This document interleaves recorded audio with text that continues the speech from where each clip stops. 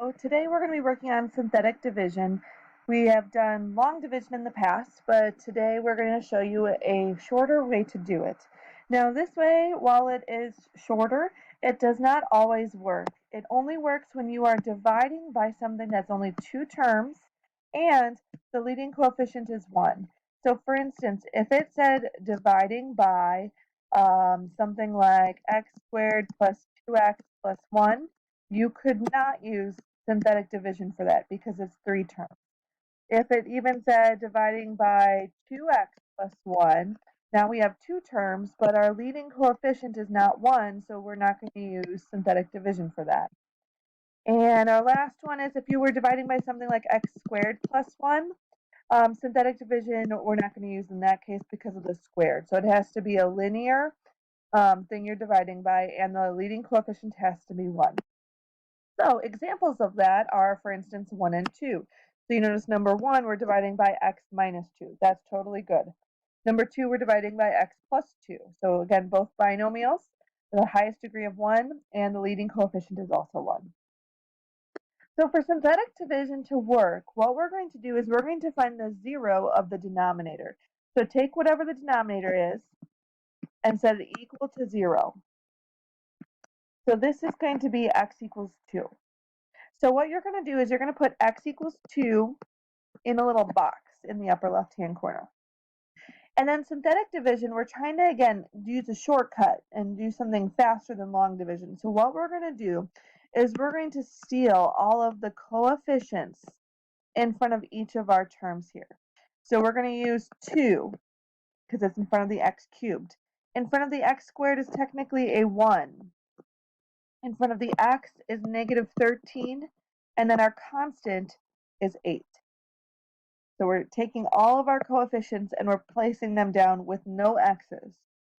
Then you're going to give yourself some space and draw a line here. And what you're going to do is you're going to bring down the first term.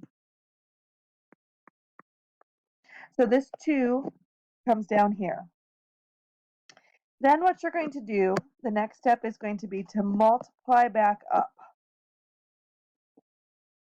So 2, you're going to take whatever is in your box up there, 2, and you're going to multiply by whatever you brought down. So 2 times 2 is 4, and it goes above the line. So multiply back up above the line. And then step 3 here is going to be to add down. So going down this way, you're going to add. 1 plus 4 is 5. And now that you've gotten your next number, it's the same steps again. So you're going to multiply back up. So you're going to do 2. So you're going to take whatever's up here, and you're going to multiply it back up. So 2 times 5 is 10. And then you're going to add down. So negative 13 plus 10 is negative 3. You're going to multiply back up. So 2 times negative 3 becomes negative 6. And you're going to add down. So 8 minus 6 is 2. Now when you get to this last number here, what you're going to do is you're going to kind of put a box around it or kind of draw this line here. This very last number is always going to be your remainder. So sometimes you'll get a number there, sometimes you'll get 0 there, but whatever number is there, that's your remainder.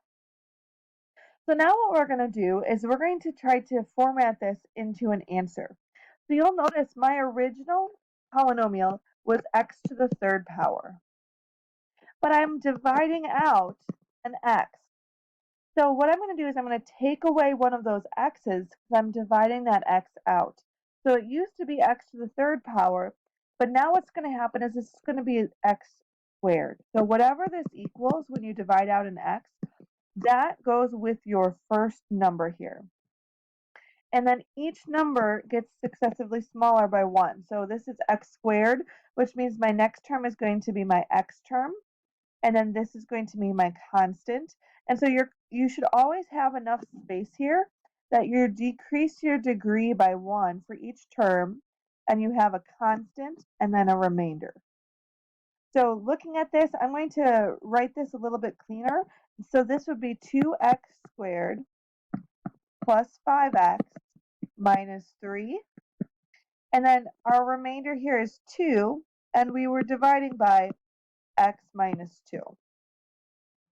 So this here would be our answer when doing synthetic division. So you'll notice that it is much faster than long division. We just got to make sure we keep everything in place where it's supposed to go. So let's try another one and see how that goes. So we have x plus 2. We're going to set x plus 2 equal to 0. We solve for x and get negative 2. So x equals negative 2 goes in the box. I'm going to take my coefficients. So in front of my x squared, there's a 1. In front of my x term, there's a 7. Oops, I should probably give myself more space. And then I have 10. I draw my line. I bring down my first term. And then I multiply back up.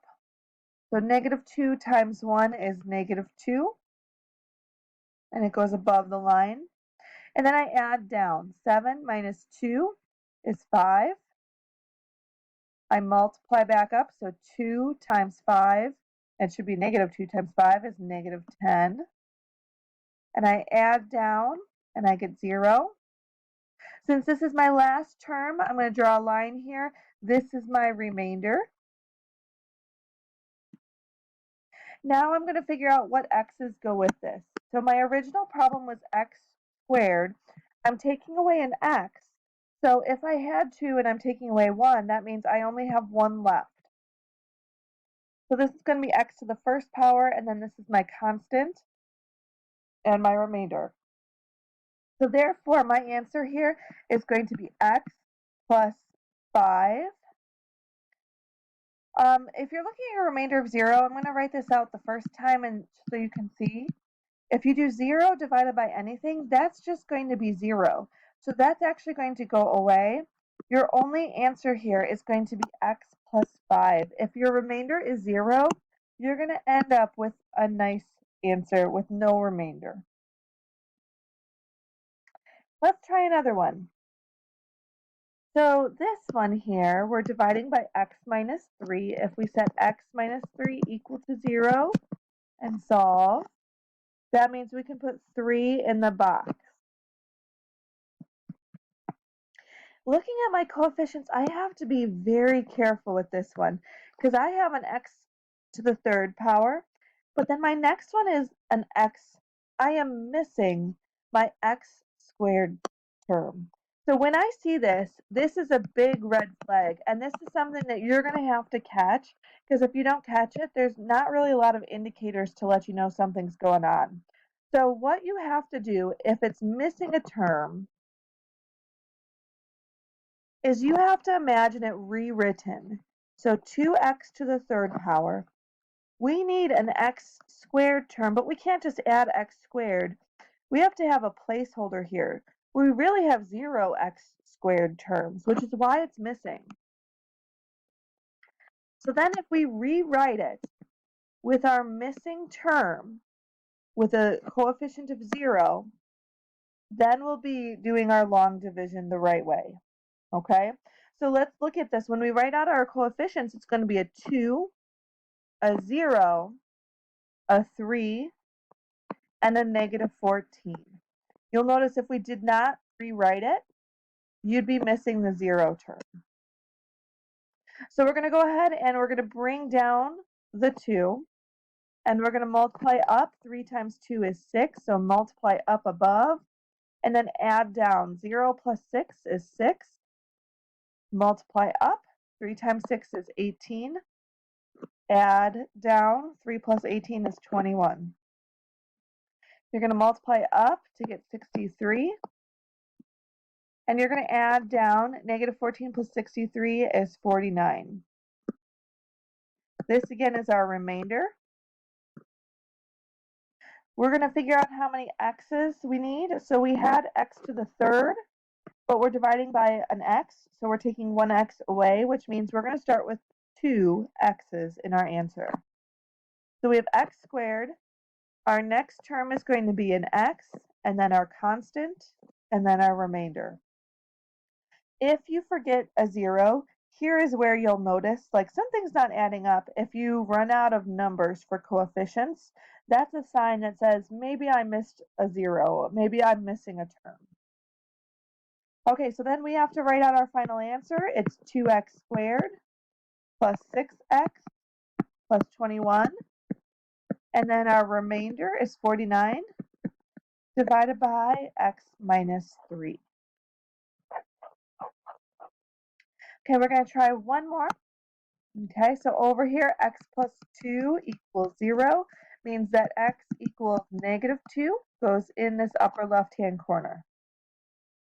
I'm writing out my coefficients, but here that warning sign is going off in my head because I have x to the fourth and then I have x squared. So I am missing a term. I am missing x to the third power. So again, if you want to rewrite this, it's 2x to the fourth plus 0x to the third minus 4x squared plus 3x minus 8. So whatever term is missing gets a 0. So we are going to use 2, 0, negative 4, 3, and negative 8. We're going to bring down our first term and then multiply back up. And then add down and multiply back up.